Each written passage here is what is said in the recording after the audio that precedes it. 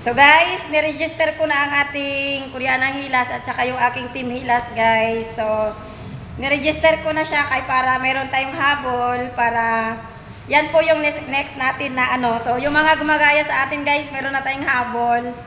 So, thank you Lord. Talaga as in, mawawala na yan. Alam ko namang hindi magtatagal itong pag-ano natin. Itong aking pagbablog. Hindi ba ito magtatagal talaga. Pero gusto ko lang din ano ba kumbaga guys, yung mga naloko nila guys, yung hiningan nila ng pera. Ganyan. Gusto ko lang din yun pagbayaran nila yun guys. I mean, gusto kong ibalik yun sa inyo kasi inyo yun. Tapos kinuha nila guys. Kumbaga, ano yun guys no? Pinaghirapan nyo yun. So, gawin natin yung lahat dito guys. So, ito na yung, tapos na tayo nakapag-blatter nung isang 3 weeks ago. Ito naman guys, meron na tayong DTI para maano natin na atin talaga yan. So, wala silang karapatan kung ginagamitin yan. Basta guys, next step nito, iba-vlog ko naman. So, ito na guys, inadahan-dahan ko na kasi okay na ako, pwede na ako magbiyahe. Kahit malayo pa yung biyahe. Malayo kasi yung Zamboanga sa amin guys.